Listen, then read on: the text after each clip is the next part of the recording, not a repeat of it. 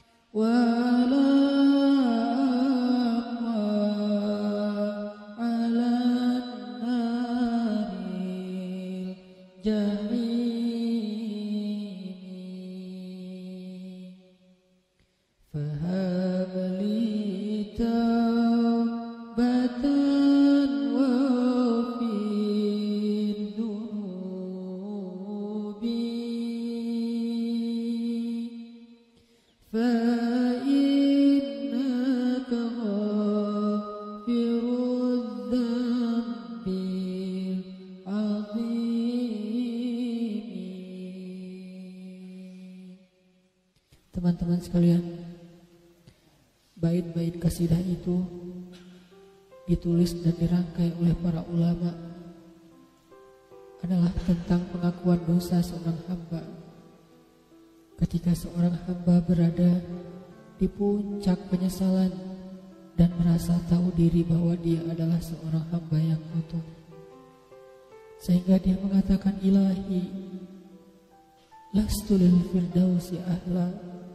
Ilahi, sesungguhnya saya tidak layak masuk ke surga Firdaus. Saya kotor, saya hina, saya penuh cela, saya banyak aib, saya banyak dosa. Sangat tidak layak saya masuk ke surga Firdaus-Mu ya Allah. Tidak ada satupun amal yang bisa saya banggakan sehingga menjadi jalan bagi saya masuk ke surga Firdaus-Mu ya Allah.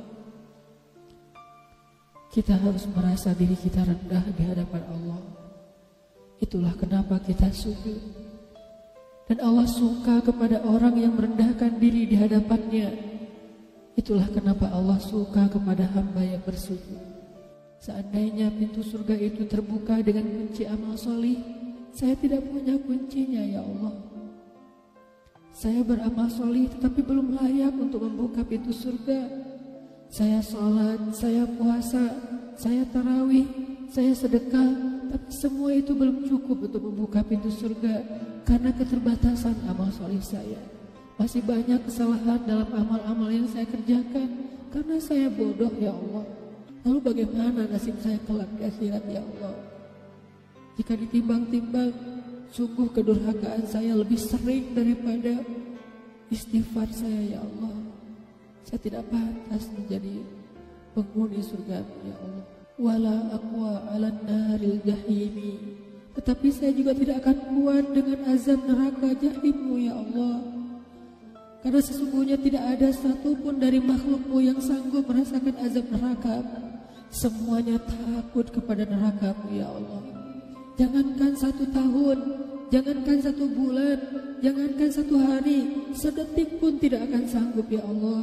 Karena saya mendengar sesungguhnya Rasulullah SAW bersabda, azab yang paling ringan bagi penduduk neraka adalah dipakaikan baginya sendal terompah dari api yang membakar kakinya sampai mendidihkan kepalanya. Itulah azab yang paling ringan di neraka untuk orang yang paling ringan berbuat dosa. Bagaimana dengan saya ya Allah? Dosa saya banyak. Saya pernah durhaka kepada ibu bapak saya.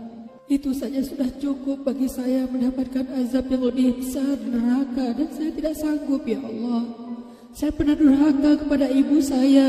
Saya marahi ibu saya karena satu kesalahan. Padahal saya lebih sering berbuat salah dibandingkan ibu saya. Tapi ibu memaafkan saya. Ketika di waktu kecil saya memecahkan barang-barang ibu saya memungut barang-barang itu sambil tersenyum, membelai kepala saya, mengatakan nasihat-nasihat yang baik. Sama sekali ibu saya tidak marah kepada saya saat itu. Tapi ketika telah dewasa, tidak sengaja ibu saya yang sudah tua renta kadang memecahkan barang saya, merugikan sedikit saja dari harta saya marah seperti setan ya Allah. Saya bentak ibu saya ya Allah, bahkan kadang membuat ibu saya terluka, kaget, takut.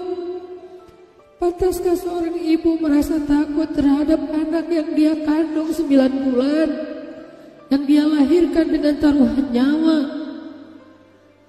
yang dia susui dengan darah dagingnya, yang dia didik, dia jaga, yang dia berjaga di malam hari tidak tertidur demi untuk menjaga anaknya dari seekor gigitan nyamuk. Pantaskah ibu merasa takut terhadap anaknya sendiri? Cukup satu dosa besar saja durhaka kepada ibu membuat saya pantas masuk api neraka. Belum lagi dosa saya kepada ayah, ketika saya berdebat habis-habisan di hadapan ayah saya, hanya ketika ayah saya menasihati saya dengan satu nasihat sederhana, saya debat dia, seolah-olah wawasan saya lebih banyak, ilmu saya lebih banyak, pergaulan saya lebih luas, pendidikan saya lebih tinggi. Padahal semua itu saya dapatkan hasil dari perjuangan dan pengorbanannya. Ketika keduanya sudah menjadi tua dan lemah, kadang keduanya rindu kepada saya ya Allah. Mereka memberi kami pesan ya Allah. Mereka bertanya, bagaimana kabarmu anakku? Tapi kami tidak peka. Hati kami tertutup dengan ego dan sombong. Kami tidak bisa membaca teks itu dari perasaan mereka.